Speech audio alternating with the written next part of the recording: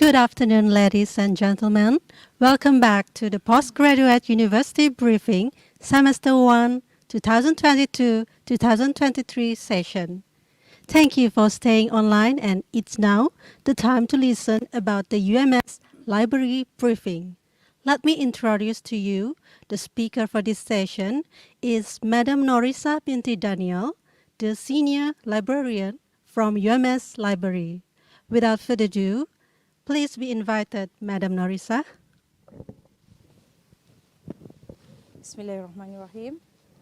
Okay, Assalamualaikum warahmatullahi wabarakatuh. Good evening, ladies and gentlemen. Thank you, Puan Helena, for the introduction. I am Norisa Daniel, the librarian, and the library representative for this today's briefing. Okay, so first of all, can we access to the slide?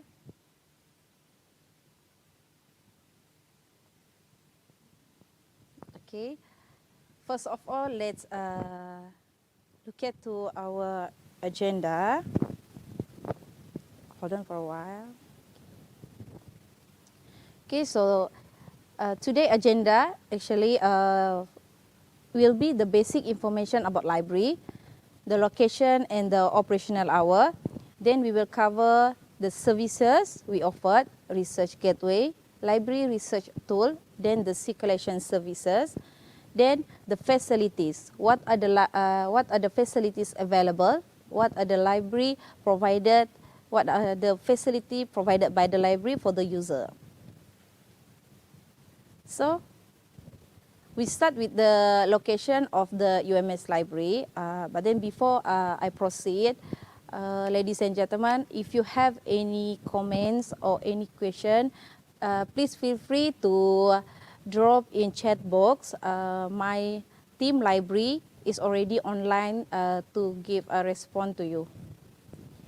Okay, so back to the slide. UMS main library is located in main campus, Kota Kinabalu. Also, we have the medical and hospital library located in Faculty of Medical. Then we have a mini library located in Faculty of Engineering that we call Engineering Multimedia Library. Then we have two branches, one in Sandakan Campus Library. The collection is focusing on the sustainable agriculture subject. Then we have one in Labuan International Campus to cater the Faculty International Finance and Faculty of Computing and Informatics. Okay, so this is the operational hour. Library is practice two operational hour, different operational hour. One is for during semester and exam week, which for Monday and Friday, we open at 8:30 a.m. to 10:30 p.m. For the Saturday, Sunday, we open at 8:30 a.m. to 6 p.m. while public holiday, we are closed. For the semester break, Monday to Friday, 8:30 a.m. to 5 p.m. Then Friday for the lunch break, we are closed at 11:30 a.m. to 2 p.m. For Saturday, at 8:30 a.m. until 1 p.m. and Sunday and public holiday, we are closed. However, our online services and our online resources is available 24 hours, 7 days a week. So how to start? We start with the library web. How to access to our library web? Okay, you have two options. Either you are access first to the UMS official web by clicking the department, and then you can see the library. Then when you click, it will direct you to the UMS web, to the library web, or you can use the most popular platform, which is we have Google. You type the UMS library, then the top result will be UMS library web. So the UMS library web actually our one-stop portal that cater various information for the various information that is that is based or depending on your information need. So what we can benefit from our library portal? Research tool. What we have for our research tool? We have the UMS at Library Discovery. What is the UMS at Library Discovery? Actually, it is a Google-like search interface that allow the user to search most of our various collection, such books, online databases, we have e-journal, e-books, IR content, and many more via single search. You can find titles of books or journal that are available in the library, either printed or electronic format. Actually, you can search all the resources in one roof. Then second, we have the electronic resources. Okay, instead of using Google or Google Scholar in searching information, you can use online subscribed databases by your library that consists of various disciplines of subject. It provides you with the authoritative, reliable, and of course the scholarly resources. Okay, for your information, library subscribing 17 databases, which you can see from the slide. If you want to access for the subject of science and engineering, you can access to the SCM. Then we have the IEEE, we have the Novel. Then for the medical, we have the BMJ, clinical key and up to date. EBSCOHOS is all about discipline of business. Then we have the JSTOR for the mathematics and statistics. Then we have a passport, the global market research database. Then the press reader for you to access our e-magazine and e-newspaper. Then we have the comprehensive databases, which you can get the resources most all subject field like ProQuest, Science Direct, Springerling, and Emerald. Then we have a Scopus. Scopus actually is a abstract and citation database that very useful for the researcher.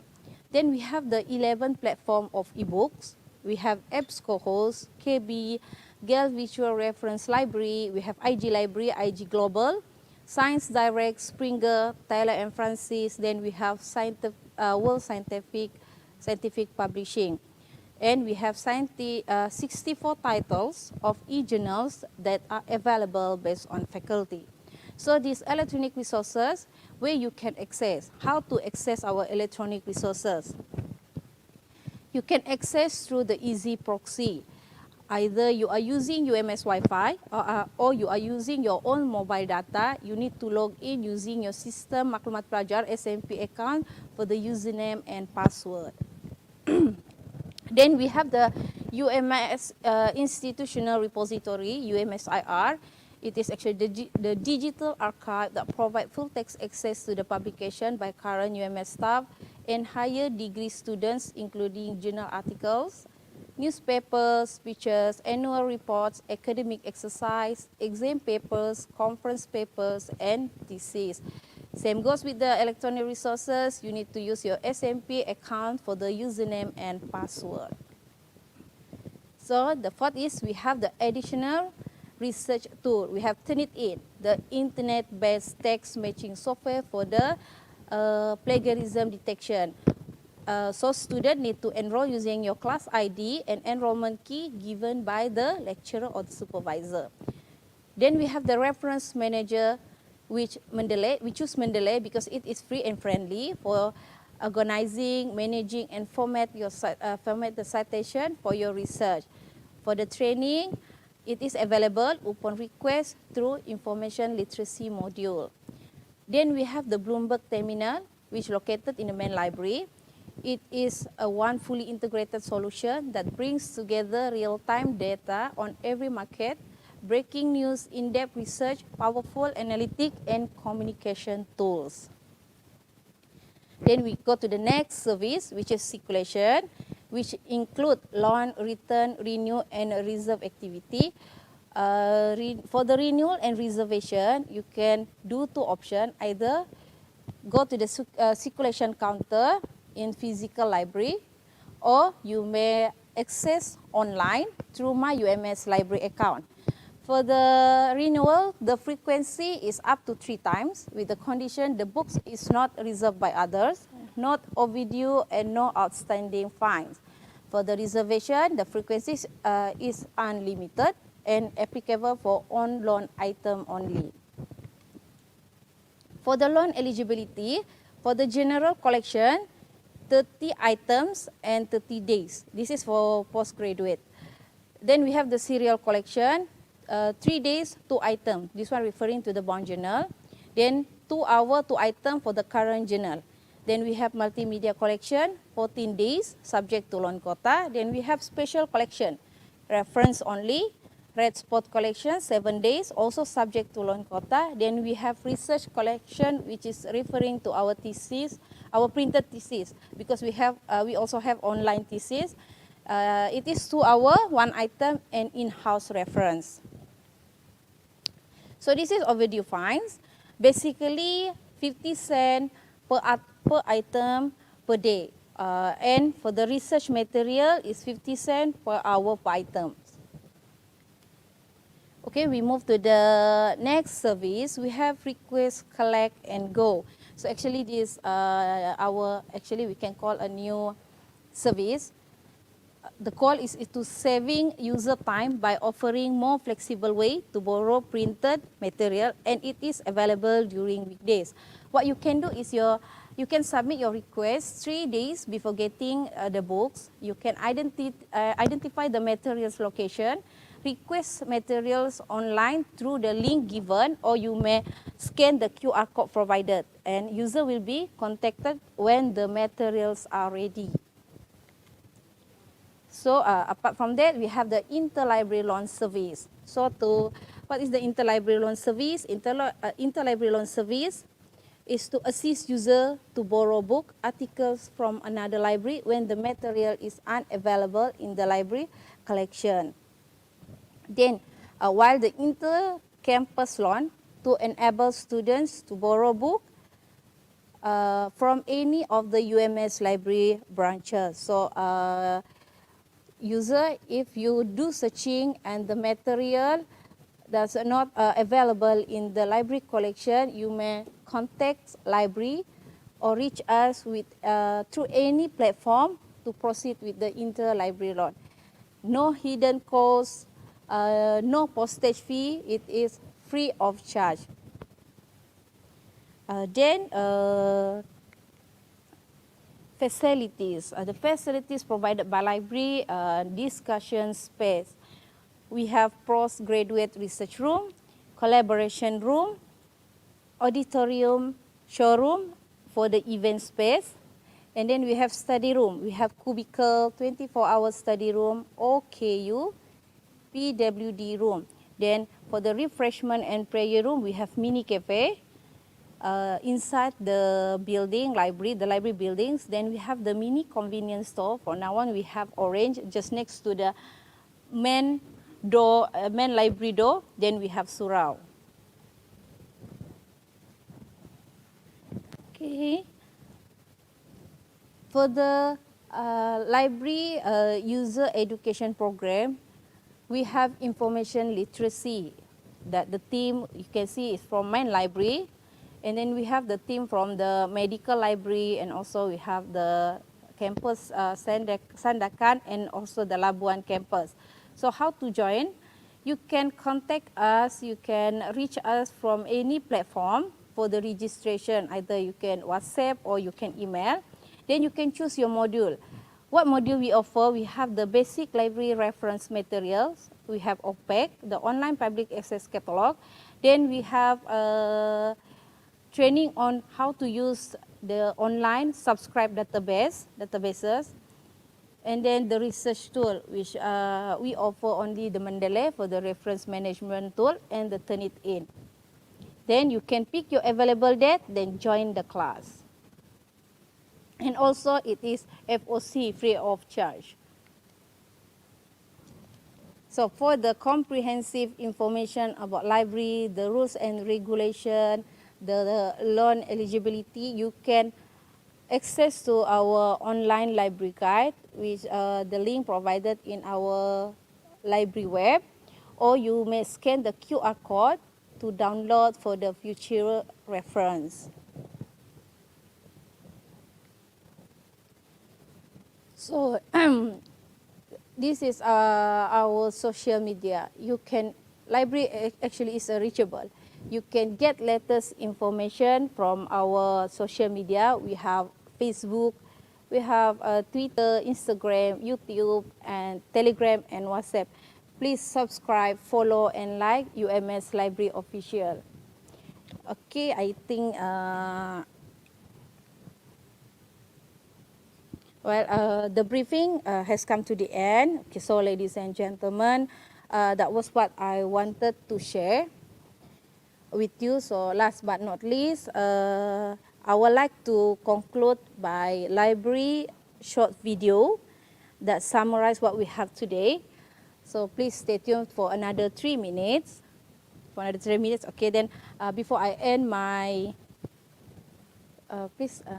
before I end my briefing, I want to leave you with the quote from J.K. Rowling, "When in doubt, go to the library." Okay, so here you go. Okay, thank you.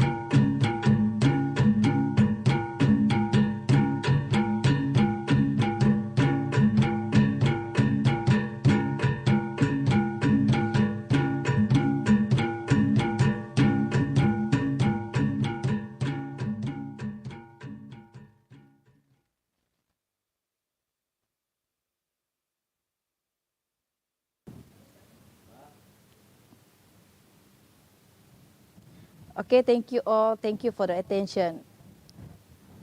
Thank you so much, Madam Norisa, for the briefing. Before we proceed further, let's take 5-minute break for the preparation. Thank you and stay tuned.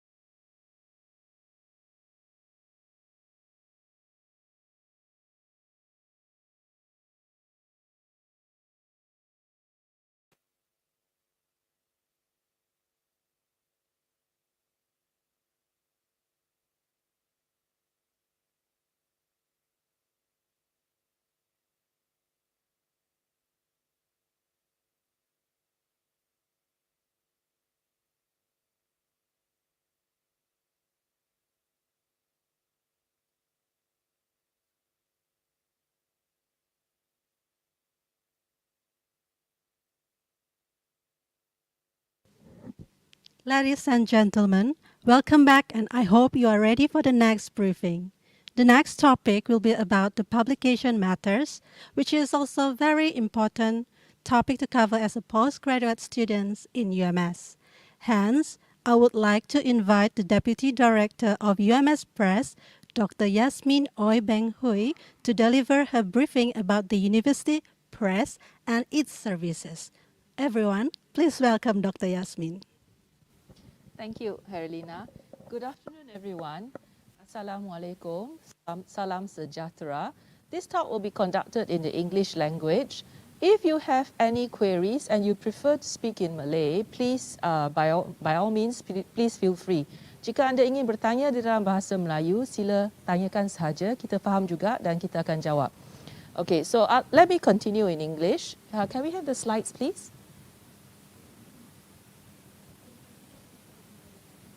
Thank you. So I represent UMS Press. I am the Deputy Director. And as an introduction, so UMS Press, or in Malay, it's known as Penerbit UMS.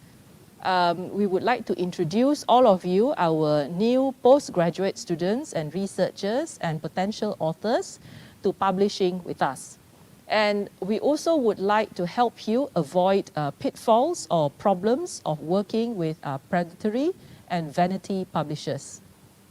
So the content of the talk would be a brief introduction to what is UMS Press, academic publication policy of the university, sharing some achievements of UMS Press, and how to publish books and journal articles with us, and followed by any questions that you might have. So I'll be very happy to answer your questions. So UMS Press was founded on the 19th of March 1998, making us 24 years old today. So this is the directory of UMS Press. The director is Associate Professor Dr. Asmiati Ahmad. Yours truly here is the Deputy Director. We have a Senior Editor, Puan Ainun Jamil. She's the Deputy Chief Publication Officer. She takes care of manuscripts in the Malay language and Arabic languages. We also have a Senior Publication Officer, Lindsay Lorraine Majawat. She takes care of English manuscripts. We also have Mr. Justin Ade. He's our Marketing Officer, and we also have our administration headed by Mr. Aidi Sufian. So the academic publication policy, each university has this policy. Ours was approved to be used on the 30th of September 2014. It was amended. It will be amended as and when necessary. So why do we publish? So not with you, but in a recent activity with our junior academics, we asked them this question. We allowed them to write online, why do they need to publish? And of course, you could see on your screen, the largest word by size is knowledge, followed by increase, followed by information. So we get a gist of it. Our postgraduate career is we are researching new knowledge, and we would like to share that knowledge via publication. So these are the objectives. I won't go through them one by one. I will give you the PDF of this talk via the Secretariat after this. Okay, so I'll skip this part, but if you need to refer, you may look at the objectives of UMS Press, but I'd like to spend a little bit more time on what do we do that concerns you. So, number one, we are venturing into e-books, e-journals. We are looking at encouraging publication of research reports with research grants as monographs of research. We are looking at increasing translation activities to bring some of our interesting publications in the Malay language into English and Chinese. We are looking into publishing your thesis into books, and we offer good royalty payments. We conduct workshops, relevant courses to guide publication and writing, and we also announce calling for articles through UMS communication channels by chief editors of journals. So this is a quick overview into some of the manuscripts, not all, but some of the manuscripts which you might be interested to know about. So most importantly, we publish academic books. And I put that in bold, particularly interesting to you would be how to convert your thesis into a book. This is, the picture here is the front cover of a book that was recently converted from a PhD on this title, the Ibans. That is one indigenous ethnic group in Sarawak, Malaysia. So why publish your thesis as a book? And this, on the right-hand side of the screen, this was a workshop we conducted recently, early July this year, on how to change your thesis or how to convert your thesis into a book. So why do we do that? Your thesis is known to you, your supervisory committee, the few people who read your articles and cite them, and the library. That's it. You would not want your hard work of 3 to 5 years limited to this small group of readers. That is why we need to change convert our thesis into books so that more people can read them and enjoy the fruits of your labor. Okay. So languages, we publish mainly in Malay and English. For other languages, we sometimes publish in Chinese, Arabic, and music scripts, music notes. But that will have to come under special consideration because we do not have editors well versed in those languages. But it doesn't mean that we cannot do that, okay? So publication policy, there are selection criteria. I wouldn't go through each of them with you, but I would say that we are looking to publish good works. We are looking to invest in good publication with a good market return, okay? In content-wise, all our publications are in compliance with the laws in Malaysia, and we specifically promote unique titles which highlight the historical and cultural values of Sabahan ethnic groups, because that is one of our niche publication areas. It's not limited to the humanities and social sciences.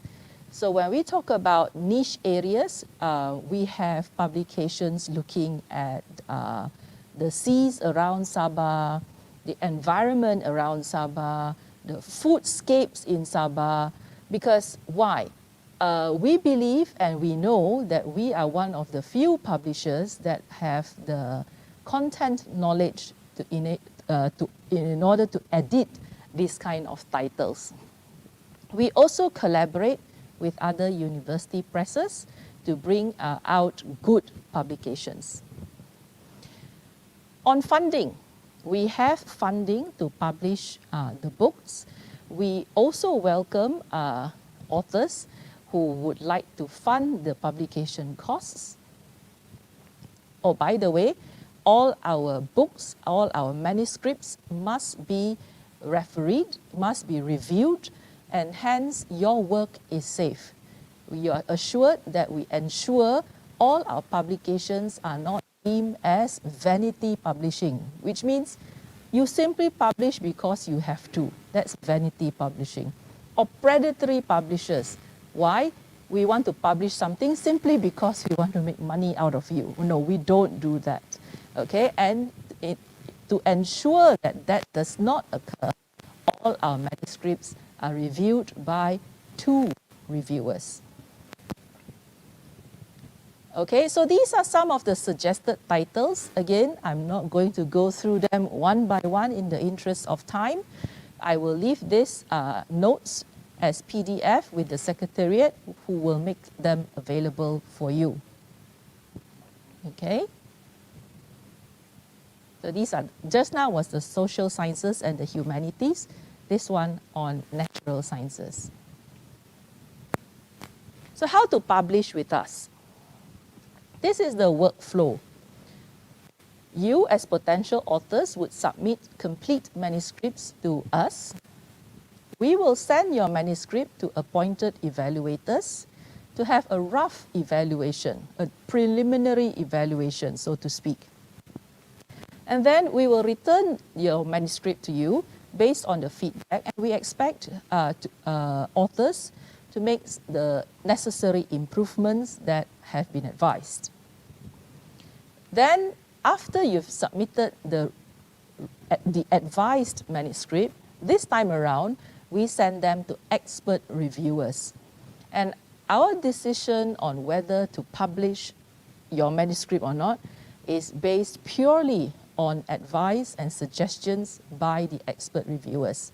You as the author would naturally have opportunities to answer to the suggestions and to the queries that the reviewers might have. You can agree with them, you can disagree with them. If you disagree with them, you need to provide justification as to why the way you put your manuscript should be retained versus the way that, you know, the ways that are suggested by the reviewers.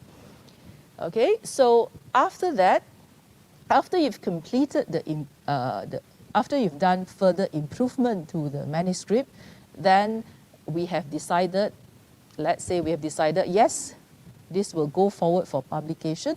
Then we will start the editorial process, such as the proofreading, making sure all the grammar is correct, you know, the layout, the copyright concerns, okay?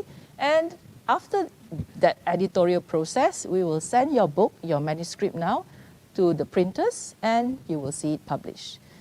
Why publish with us? Because, number one, I've already told you, we are safe publishers. We are not vanity publishers. We're not predatory publishers. Our books also have the ISBN, which is the International Series Book Identifier.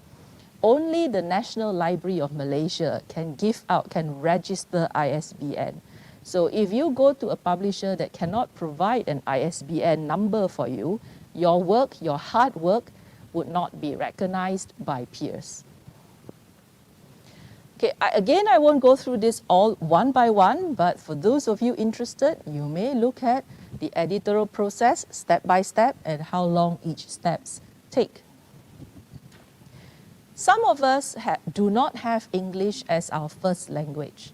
For that, we have additional language assistance. Please do not misunderstand this as language assistance for you to write your PhD thesis or your master's thesis. This is language assistance for those submitting a manuscript. Okay, so that we have a list. The one that you see on the screen is provided by the university's, UMS's translation unit, and you need to pay them separately. Okay, we also have a list of freelance translators who you could come to an agreement on how much you would pay for their services. So let's talk a little bit about publication costs and payments. Again, I would not go into detail, but this slide shows how much it takes to publish, to bring one manuscript to publication, to become a book. And the last bullet point there, it says it can be funded by UMS Central Publication Vote. Please speak to your supervisors. I'm sure they will be able to guide you on this process, on how to go about getting the UMS Central Publication Vote. Okay? So a little bit about encouragement. We do pay royalty for publications, and I have to stress that the royalty is paid not per person, but per book. Meaning to say, if your title is, let's say, The Art of Batik, for example, and it's authored by 2 people, so 1,000 ringgit goes to 2 people. Each person gets 500. That's how it works. So again, I won't go through all these in detail. These are the methods of royalty payment and what type of publications are entitled for royalty payment and what are not. If you're interested to look at some of our books, we are online. So you could you could go to Lazada, you could go to Shopee, or you could go to umspress.com.my and you could purchase our books online. For those of you who will be submitting a manuscript as a book, you might want to change convert your thesis into a book. This is how the book manuscript form looks like. It's available on our website for download. This is the journal publication process. I will go through them briefly with you. Just now we were talking about books. Of course, your postgraduate journey is not only about books publication. It is also about publishing articles in journals. So UMS Press have several journals which are registered, indexed under my site. My site is run by the National Library of Malaysia. So I've divided the list into natural science and social science and humanities. You can see them on your screen now. At the same time, journal publications, these are the other journals also published by UMS Press. At the same time, journal publication is also about, you might have heard about it or you will hear about it, about Scopus and WOS, Web of Science indexed journals. So in Malaysia, we have a list of Malaysian journals which are indexed under Scopus and WOS. You can refer to your to your supervisory panel for further information on that. If you want to refer to us, our emails, I'll give it to you later. So these are some of the achievements of UMS Press. Okay, our books, wherever you see an icon of the UMS logo, these are the places, these are the people who have purchased our books. Okay, so you could see our reach is global. We are physically here. We are in the Kedai Buku, the bookstore, which is in Anjong Siswa. Our office is on the ground floor of the university library. And this is our website where I mentioned, you could see here download on the second pull down button from your right. You could see download. That is where you can download the manuscript form. Oh. Right. Before I end, I would like to share a little bit about protection and enforcement of copyrights. All your research work is hard work. Your publication must be protected by copyrights. So UMS will vigorously enforce all infringements through our Office for Legal Advice. So we have had past infringements in the past. What do we mean by copyright and copyright infringements? And this has to be borne in mind, yeah? For example, if you use a photograph as an illustration, and you took the photograph yourself,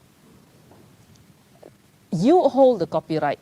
But the moment you put that photograph into your postgraduate thesis, or the moment you use that photograph as part of a book or publication or a journal article, the copyright to that photograph now belongs to the university or the publisher.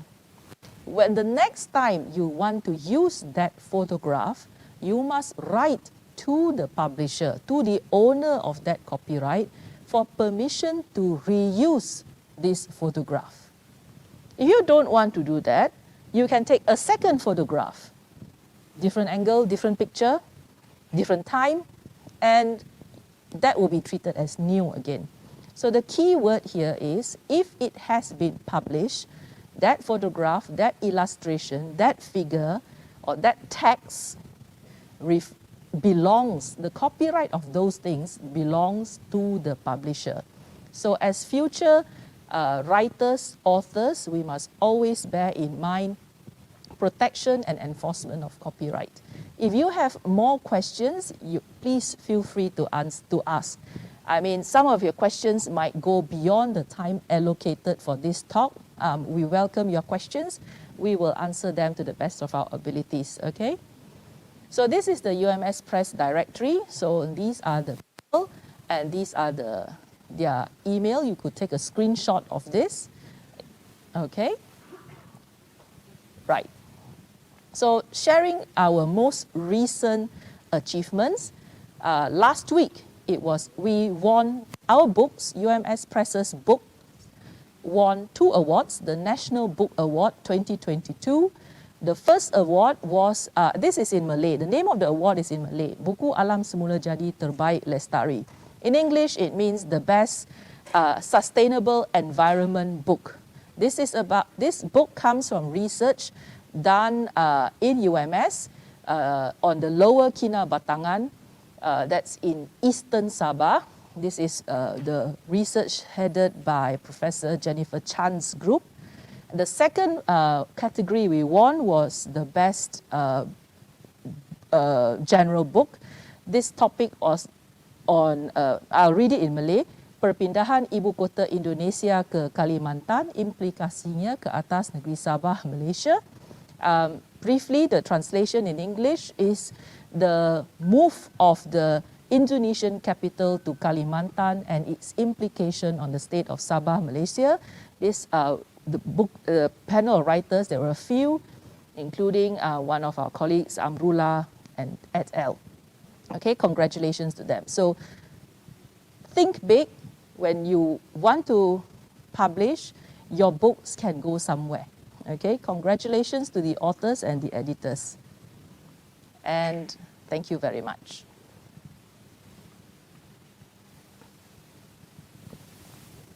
Thank you so much for that briefing, Dr. Yasmin.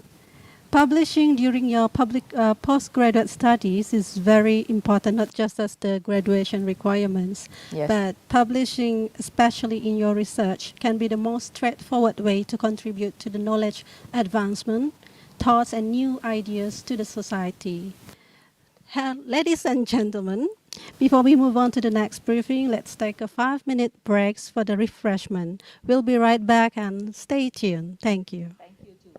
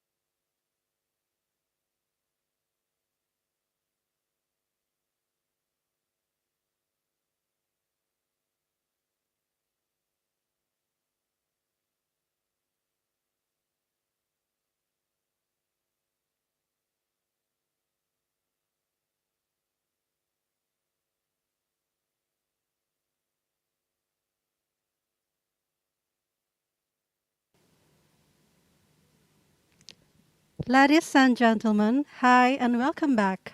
Let's hear the next briefing from the Center for Instrumentation and Science Services, or PIPS, delivered by the Head of Administration in PIPS, Ms. Sharon Tan. Let's welcome Ms. Sharon Tan.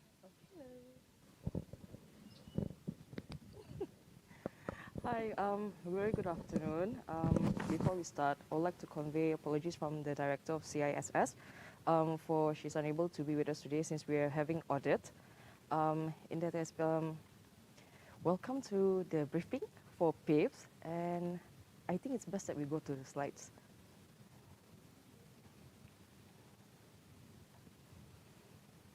Okay, thanks. Okay, a brief introduction on PIPS. Initially, we are known as the Section for Instrumentation under Center for Research and Innovation in 2008. And in 2016, we are elevated to the Center for Instrumentation and Science Services. Our mission is to manage, coordinate, and supervise activities under UMS Centralized Laboratory, as well as to strengthen instrumentation and analytical services, with the vision to be leader in providing quality instrumentation and analytical services in UMS. Our objective is to support researchers in UMS, and this is also including postgraduate students, throughout and also the industry through providing laboratory facilities available in the UMS Centralized Laboratory and other labs in UMS. Okay. As you can see, this is Associate Professor Dr. Lumi, alias Numi Surgau, who is our director in CISS. Okay. And the following are the fellow officers with me in CISS. This is how we look without our mask on. Our Deputy Director is Encik Izam, and our two senior science officers are Madam Liu Chun Fong alias Vivian and Miss Nur Azima binti Pelah. Both of them, the three of them are in charge of science services. And the following are our administration and laboratory personnel. We have 5 lab personnel, namely Puan Nur Hidayah, Puan Mala, Encik Nelson, Puan Nuraini, and Encik Timani. Whereas Puan Rebecca and Encik Simeon Sumping are in charge of administration. Now, how does CISS provide support for research and innovation in UMS? The first thing we do is we provide analytical services to all researchers and students, actually including postgrad and undergrad students. Besides that, we also provide usage and rental of laboratory equipment to all researchers and students. And as well as we are also in charge of centralized maintenance, where we implement preventive and corrective maintenance for several labs equipment throughout UMS. And last but not least, we are also in charge of scheduled laboratory waste management throughout UMS. And this is also including Faculty of Pertanian Lestari in Sandakan. Now, a little bit on the analytical services that we provide. In PIPS, we provide mostly high-end technology instruments, which are also operated by our lab personnel, which we have seen in the previous slide. And all these analytical services are the charges are according to users category, which I will show you later throughout the presentation. Okay. Besides analytical services, we also provide rental of laboratory equipment. Most of the equipment that we provide for rent is middle to low technology equipment, and most of these equipments are free of charge, but it's also depending on the equipments that are used. And the purpose of the rental is to provide hands-on experience for our postgrad and undergrad students. In centralized lab, that is under CISS, we have 5 labs currently, which is the microscopy and imaging laboratory, the instrumentation laboratory, natural product chemistry laboratory for food sample, and microbiology laboratory. So in microscopy and imaging laboratory, this lab is under Puan Malakarim, and you can see her extension number as well as her email address. So, the 6 main equipments that we have is the FISEM, SEM, FTIR, AFM, XRD, and also the inductive cup IC PMS. Okay. So here are a brief overview of what the equipments look like in the lab. And then these are some of the samples should you come to CISS for our services. So these are some of the results that we provide to you. This is from FESAM and SAM. Okay.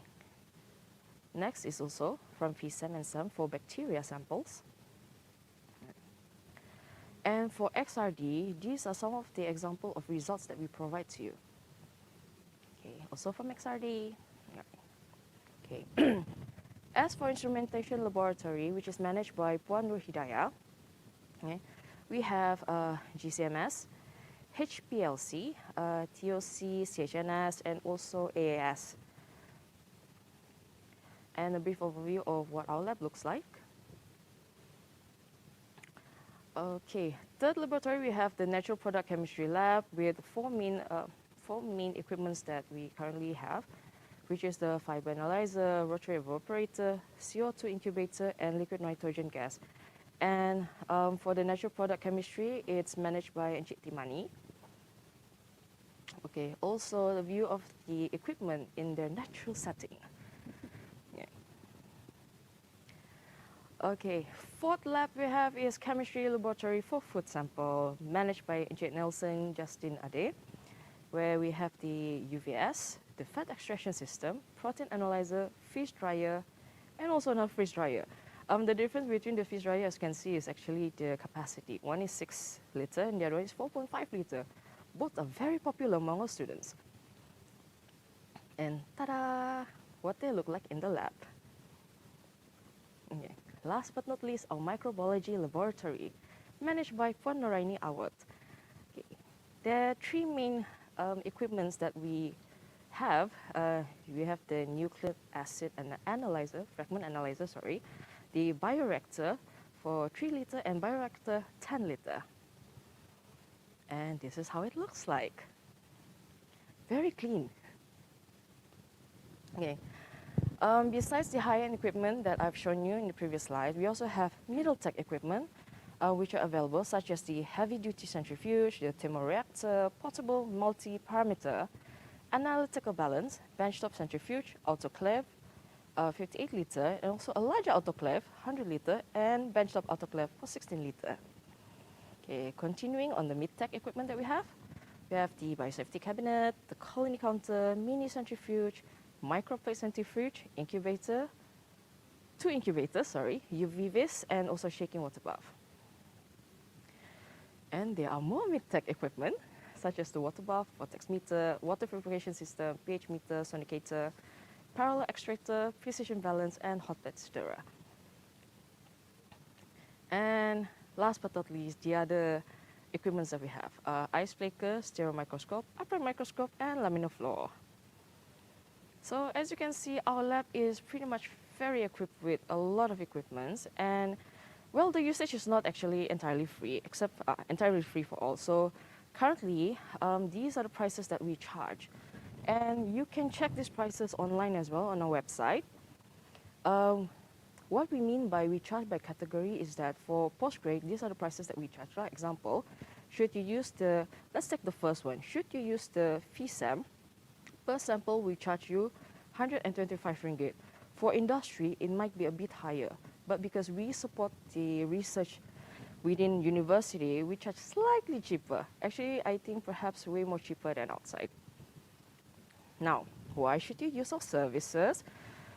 First thing first, why should you use our services? One, most of our equipments are often maintained, means it's in working order, and to ensure that the results that you obtain is pretty much, what you said?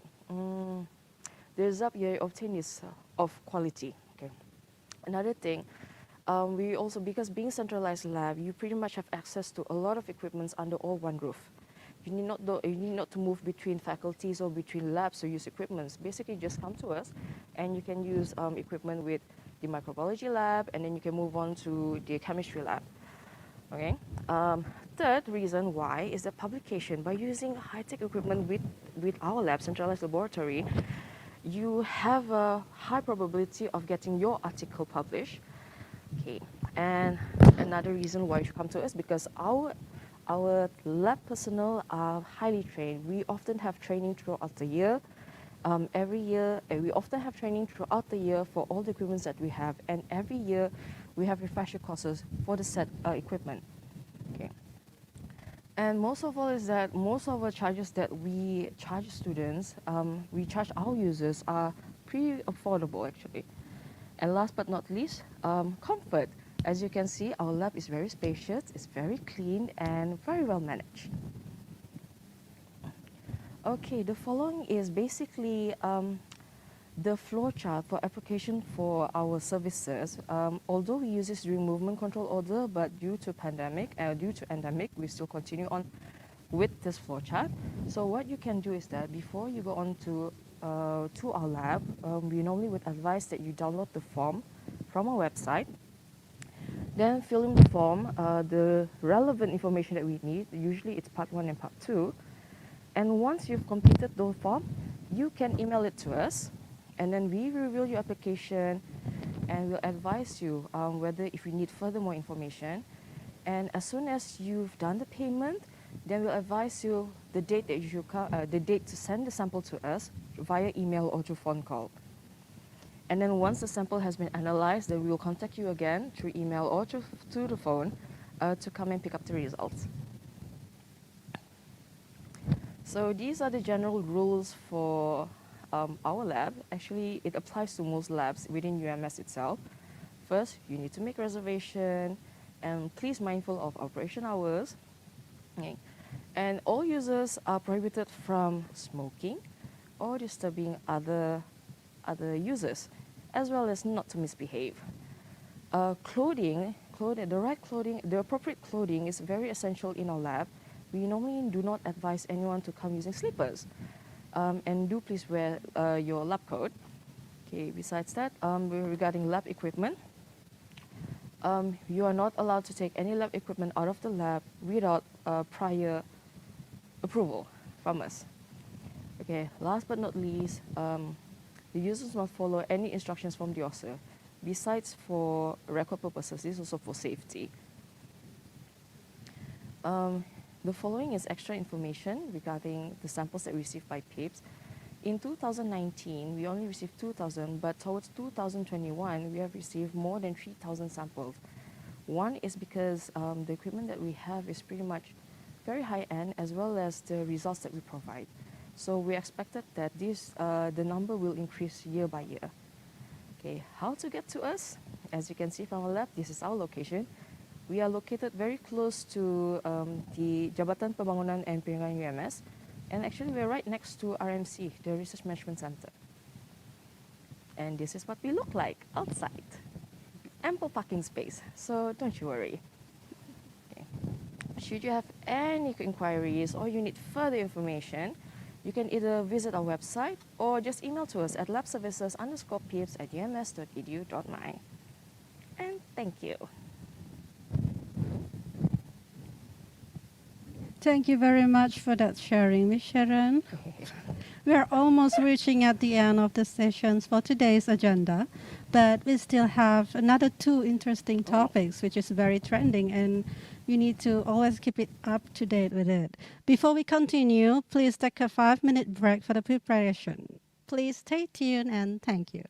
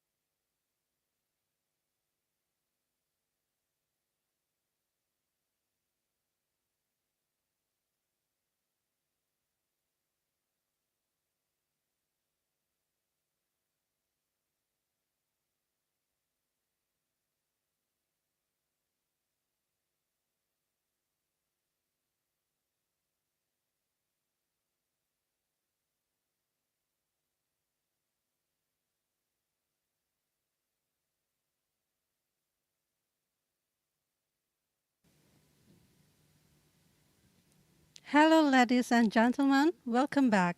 I hope you are still with me for our next briefing that is also very much important topic, which is about Sistem Maklumat Pelajar Bersepadu or Integrated Student Information System. In short, we call it SMPB. I am also hoping that you still remember your SMPB user ID, of course, the password for you to log into the system. Without further ado, let us welcome Mr. Paris Tain Peter to talk about the SMPB. Over to you, Mr. Paris. All right, thank you, Puan Herlina. So, hello, I'm Mr. Peresten. I will be representing those from CPS, Pasca, to give a little bit of guidance on how to use the SMP. So, without further ado, let's get into it.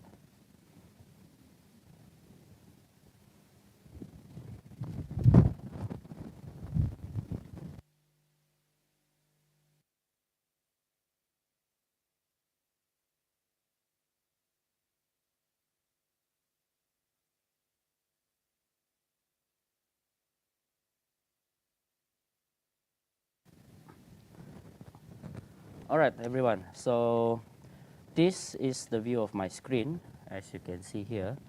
So from the screen itself, let's go to the website. I'm going to show you how to go to our to your SMP, or other than SMP. Also, I would like to show you how to go through your visit the website, official website for Pasca.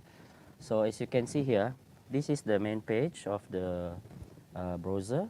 I'm using Mozilla Firefox now. You can use either Mozilla Firefox or Google Chrome. So from here, you can search the page from the search page. You just search CPS UMS.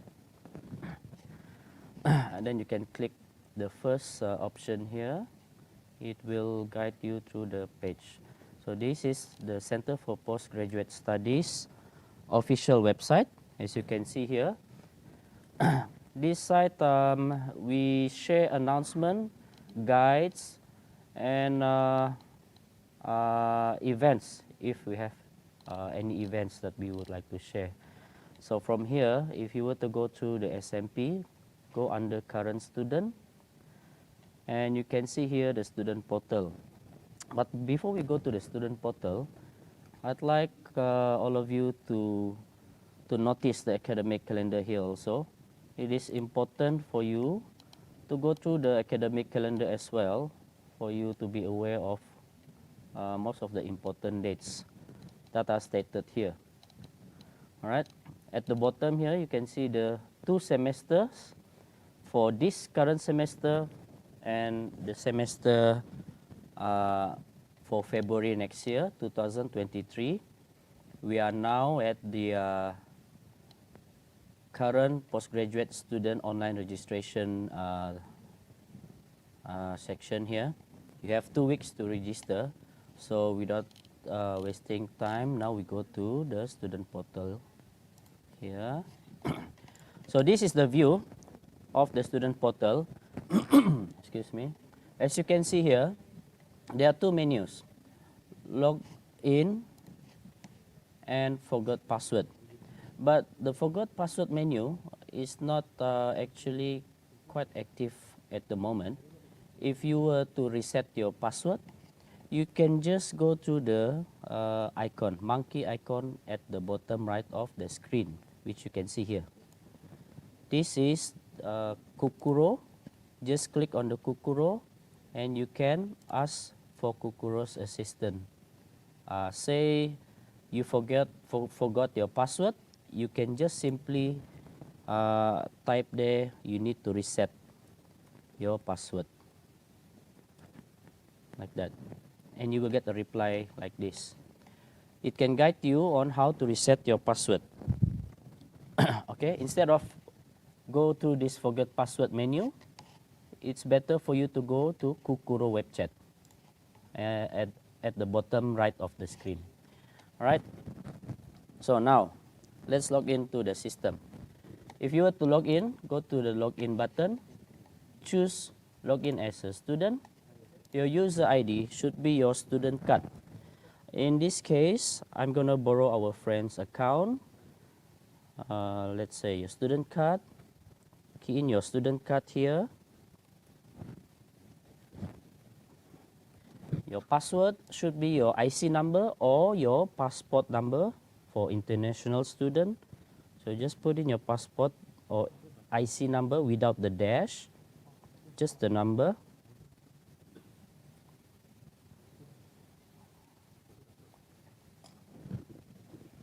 And click login. You should have this menu, the PDPA consent and agreement. Read them carefully, and once you have read them carefully, tick the agree box here, and make sure you click agree. And our friend here, I have asked permission for our friend here. So our friend here has allowed me to do so on behalf of her. So click agree. Then it will lead you through this page. So from here, you can see the red pop up here. Just escape, or maybe if you are using mobile, just click somewhere around the empty space and it will go off.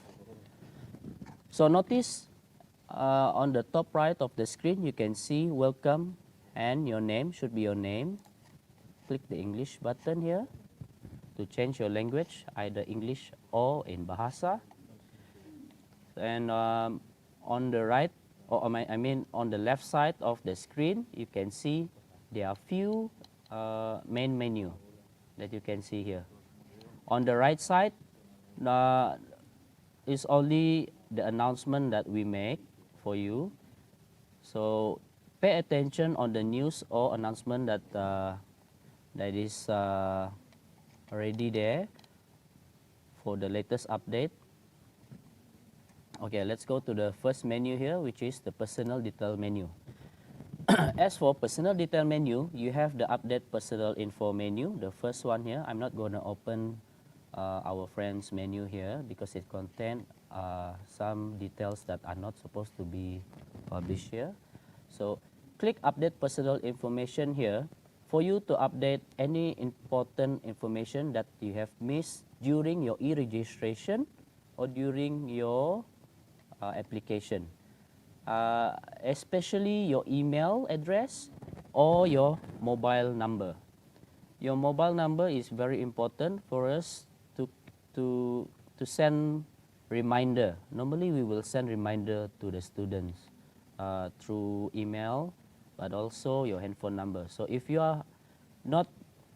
did not update your handphone number here, you may not get any reminder from CPS or Plums itself. All right. So the next sub menu here is the permohonan lanjut pengajian. This menu is for you to apply for. To apply for. Hold on. Let me log in again.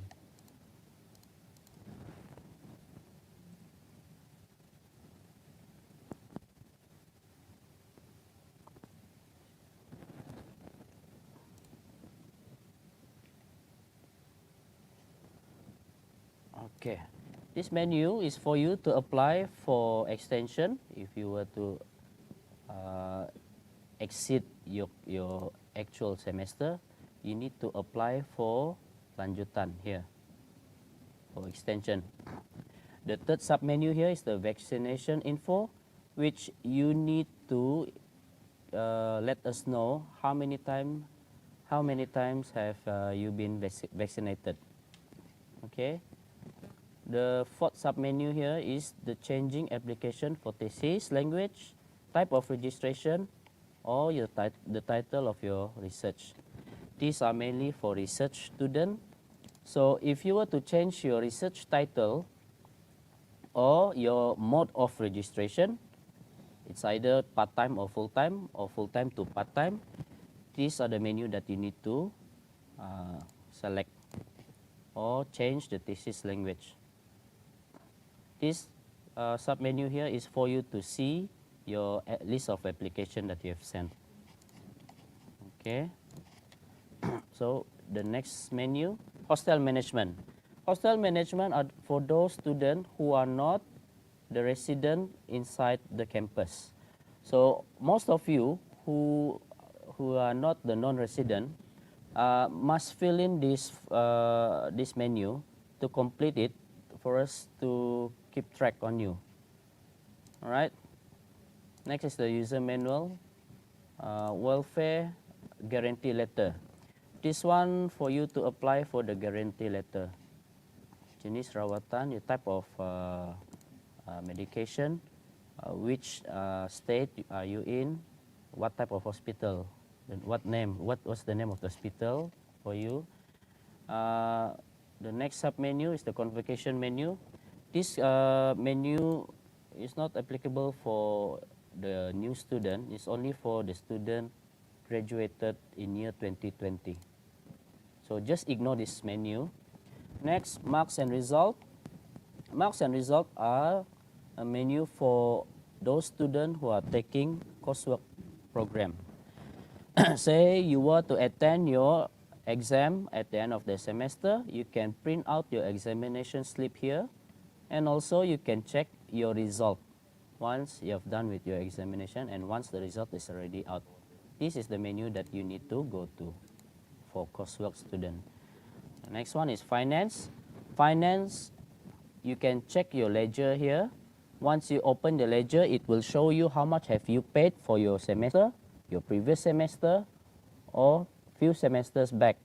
So you can keep track on how much you should pay for for the coming semester, or how much have you paid previously, so that you will know how much you should add up for the fee. All right. Next one is the course menu. Course menu is one of the most important menu for research program because you need to add your semester. As for our friend here, I think I'll do the honor to help her out. Click on the subject registration menu. As you can see here, make sure there is a list of offered subject here. Now, since you are the new student, you should have two subjects here. One is for the research methodology course, which you are attending now live. The second one is the semester subject. For research student, you need to add your semester every semester during your studies, because most of the students previously, when they make payment, they forgot to add their semester. So once you make payment, make sure you add your semester. Like our friend here, I can help her to add. And once you click add, it will be listed under the registered subject, which you can drop or you can add. For our friend here, I think she's viewing our live methodology course now, so I can add the methodology course for her. And make sure it is listed on the right side of the page. No outstanding balance. Once you see all this, you can click confirm registration and proceed. Make sure the confirm registration button turns green. So once it turns green, you can print your registration slip, which you can use to give to your employer for their reference. Right? Make sure it turns green. If it is not green, means you are not registered completely. You are only partly registered. Okay? So remember, every time you make payment at the early of the semester, do not forget to add your semester. As for our friend here, she's a new student. It will say here semester 1 for Masters by Research. As for those who registered last semester, you should have here semester 2 for Masters by Research program, or semester 2 for PhD. by research.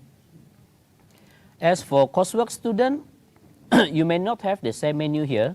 Instead, you will have the subject that the faculty offered you for this semester. So you will add according to the credit hours that has been given. And also don't forget that once you click add, it should be listed under the registered subject on the right side of the menu, and click submit registration to have this green button here, print registration after you're done. All right. Okay, next, utility. Utility is for you to upload your photo. If you have not uploaded your photo during the e-registration, make sure you have uploaded the photo. You can refer if you have uploaded the photo under the personal detail and under the personal info here.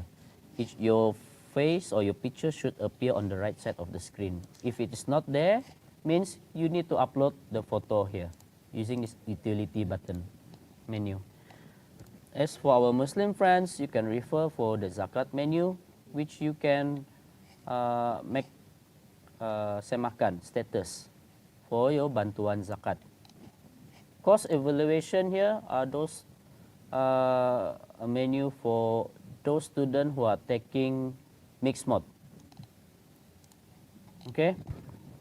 Next, postgraduate research progress report.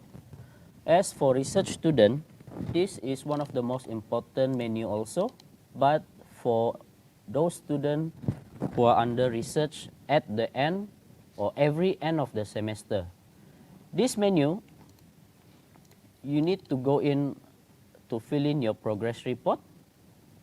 There are two boxes that you need to fill, which is the first one is your current progress, and the next one is your target for your next semester progress. Make sure you just key in only a brief or only a summary of your progress. You don't need to put in all your progress like in detail. Just give a summary of your progress. That should do. Okay. The next submenu here is the progress report result. This menu, you can print out your progress report result, which you can use normally for those students who have scholarship. Those scholarship will need the progress report result, so you can print it under this submenu here. All right. As for the campus entry, this menu actually are for the time when we have the lockdown.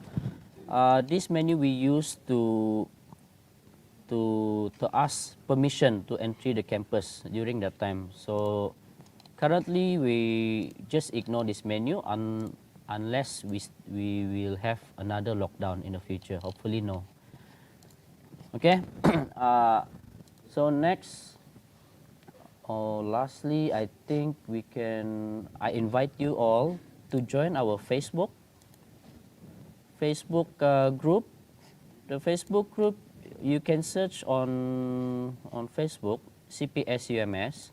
This is our official Facebook group that we share information regarding courses or maybe updates on the program that we have currently.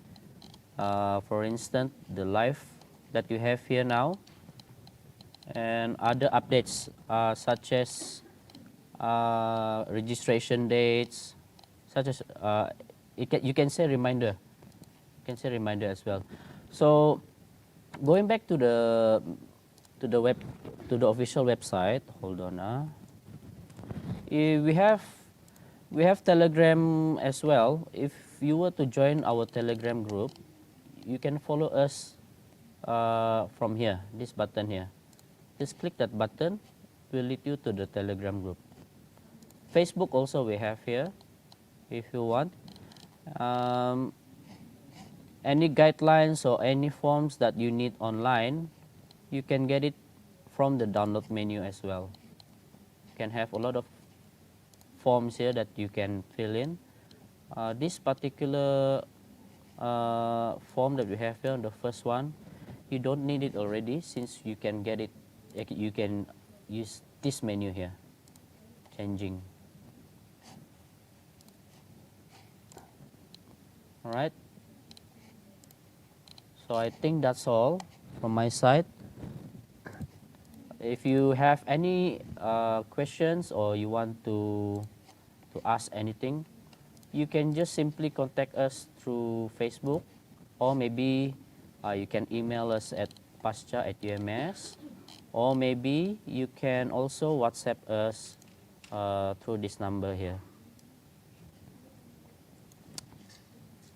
Okay, I think that's all from me. Thank you so much.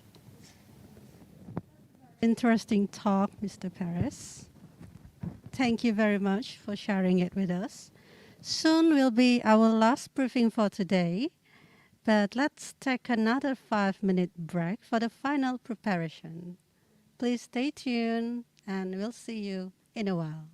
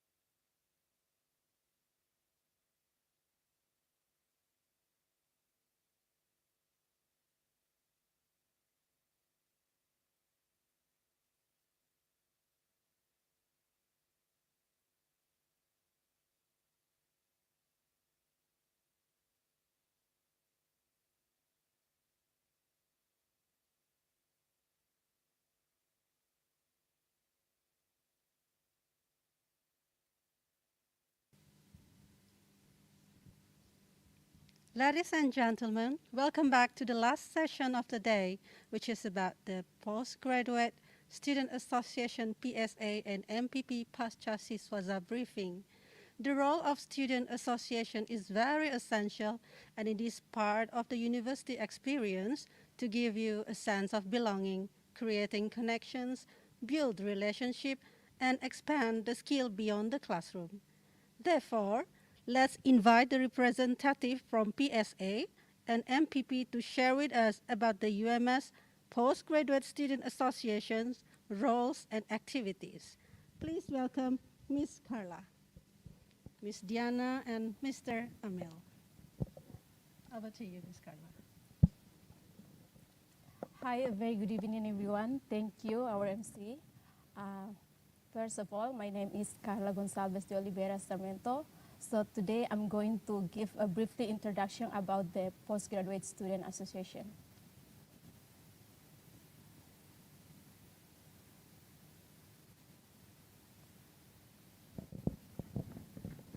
Postgraduate Student Association, PSA.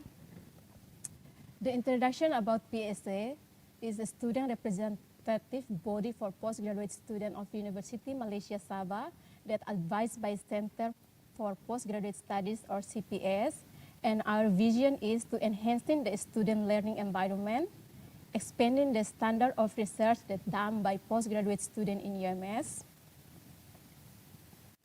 And our mission and objective is to develop the skill, knowledge, and experience among postgraduate students, and to ensure all of our voice to be heard, to develop a good networking, as well as sharing research and academic culture among postgraduate students. There are two types of activities or programs that are organized by CPS and PSA. The academic programs held by CPS and non-academic programs is conducted by PSA. The PSA organization chart 2022, our patron is Prof. Dr. Sita Sapawi, Dean, Center of Postgraduate Studies. And our first advisor, Dr. Azizi alias Azizi Abdul Adis, Deputy Dean. And our second advisor, Mr. Jaidi alias Muhammad Jaidi bin Adilai, Head of Administration. And our coordinator, Madam Ailina Jampadin, Assistant Register. And our assistant coordinator, Ms. Alicia Johannes Bianis at Administration Assistant. And the president, myself, Carla Gonçalves de Oliveira Sarmento. Currently, I'm doing PhD in Faculty of Chemical Engineering. And I'm an international student from Timor-Leste. And our vice president, Mr. Pata Arifin bin Hasin, is doing Doctor of Philosophy, Creative Arts from Sampurna. And our secretary, Ms. Diana Binti Hassan, Doctor of Philosophy, Mathematics with Economics from Sandakan. And our treasurer, Mrs. Felicia Poas Siuchin, Doctor of Philosophy, Sports Science from Sarawak. ESCO of Academic and International Relations, Mrs. Diana. And our EXCO Publicity, Mrs. Nazli Lydia, Master of Finance, International Finance from FCAL UMS Labuan. And our ESCO of Sport and Recreational, Ms. Felicia. And ESCO of Entrepreneurship and Culture, Ms. Nur Sabrina Binti Japar, Doctor of Philosophy, Human Research and Economic from Beluran, Sabah. And EXCO of Student Valorism and Community Service, Mr. Wang Yungkin, Master of Science, Advancement of Biodiversity, he's from China.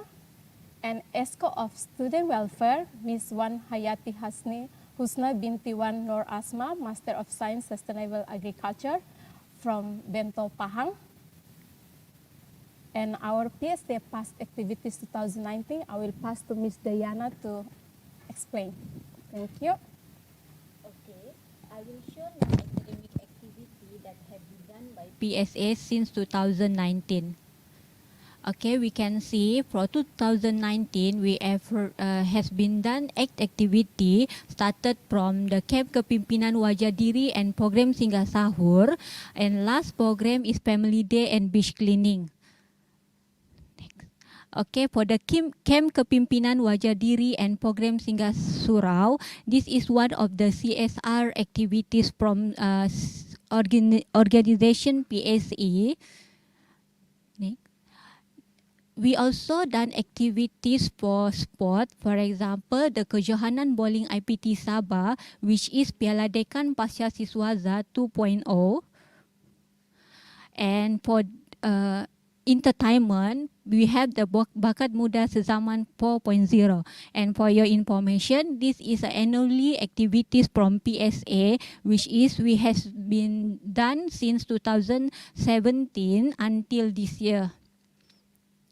Okay, for the CSR, we has been done sehingga sahur Ramadan Al-Mubarak during Ramadan. And for Kembara Kasih di Bayu Pascasiswazah 3.0.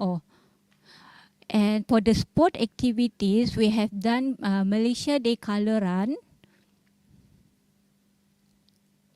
Okay, for PSA 2020 activities, since we affected by pandemic COVID-19, so PSA has the opportunity to run only 4 programs started from the Camp Kepimpinan and Wajah Diri PSA until the retreat PSA Norma Baharu 1.0.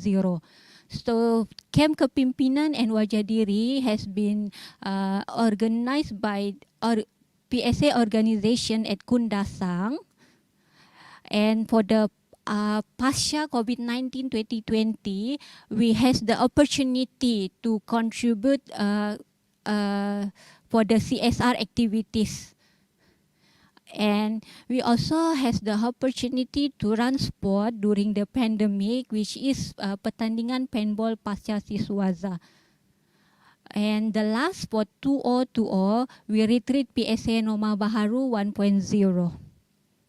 Okay, for PSA 2021 activities, PSA members has the opportunity to run only 2 programs, which is program Ia Ramadan PSA Charity and Ramadan Tazkirah 2021.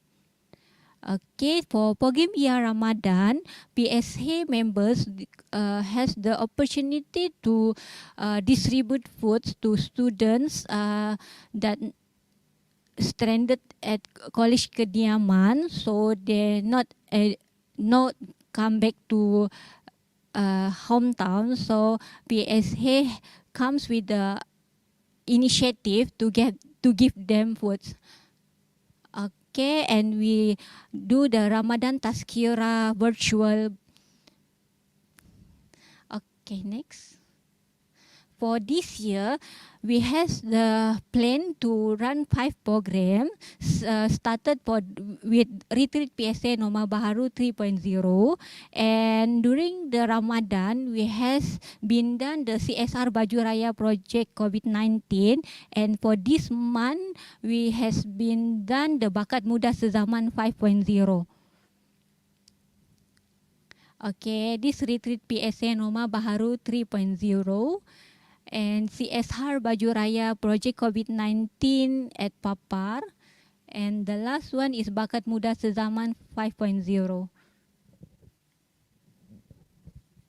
Okay, if you want to know more about PSA, you can search our Facebook. Join us on Facebook. You can search for PSA UMS. And also, we also have official Instagram, PSA UMS. Thank you. Welcome to postgraduate students to University Malaysia Sabah. If you have any question, you can chat on inbox. Thank you.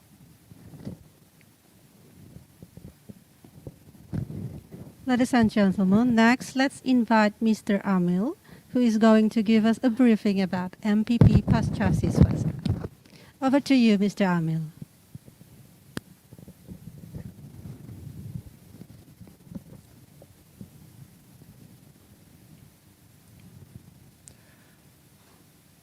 Thank you.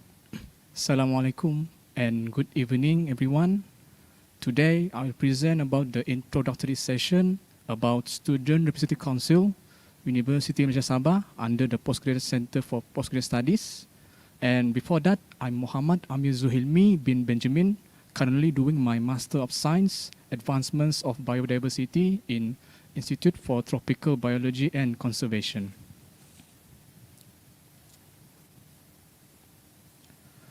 So, for the introduction, The Student Representative Council, SRC, is the university's parent body to the University Malaysia Sabah Student Association, known as a PMUMS, which represents the all registered students of the university.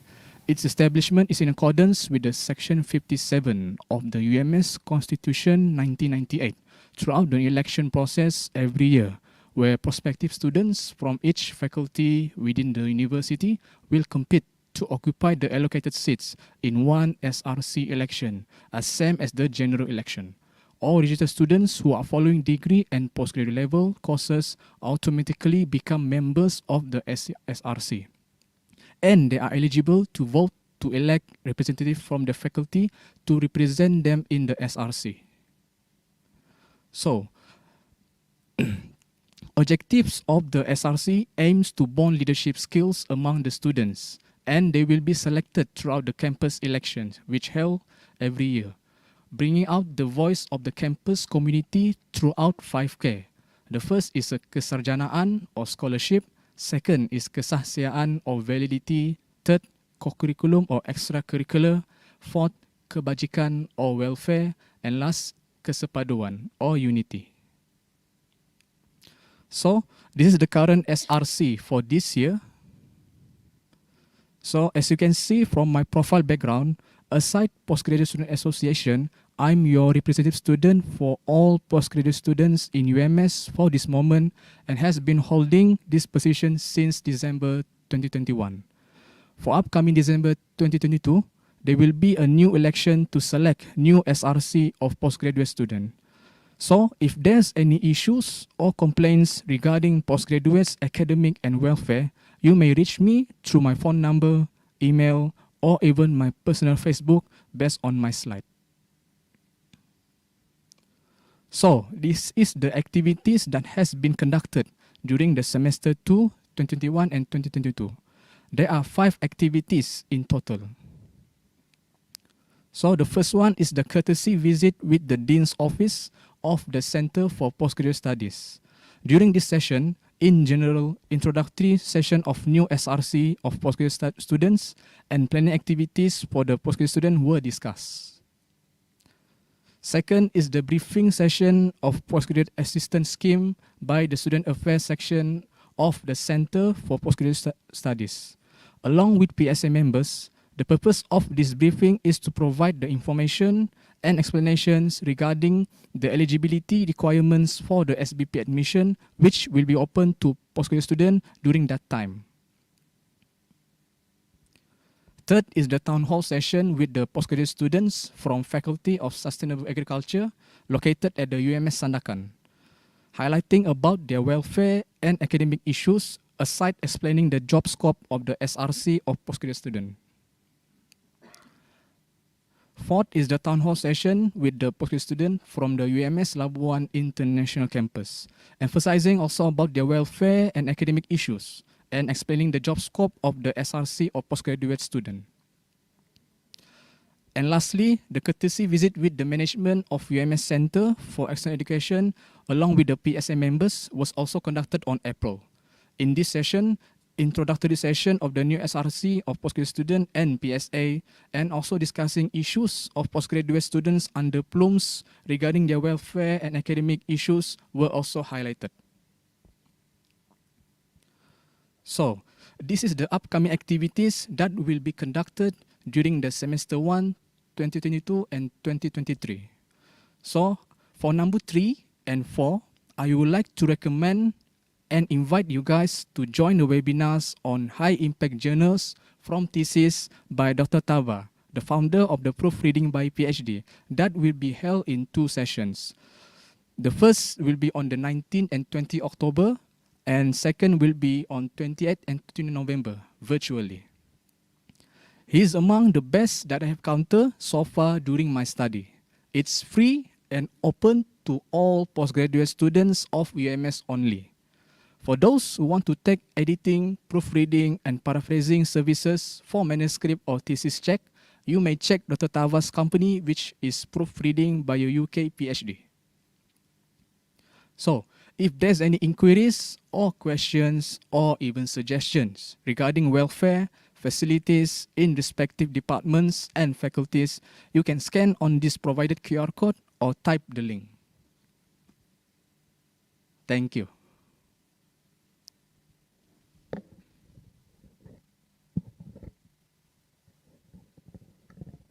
Thank you so much for the briefing about PSA and MPP Pasca to Ms. Carla, Ms. Diana, and Mr. Armil. Ladies and gentlemen, with that, we have come to an end of the Postgraduate University briefing today. I am Herlina, and I am on behalf of University and Center for Postgraduate Studies. We are very pleased to extend our gratitude and appreciation to each and every one of you for staying online with us for the entire day. Best wishes for your postgraduate life, and do not forget to explore all your potential as well as discover everything that life has to offer you. Good luck and see you around. Thank you very much.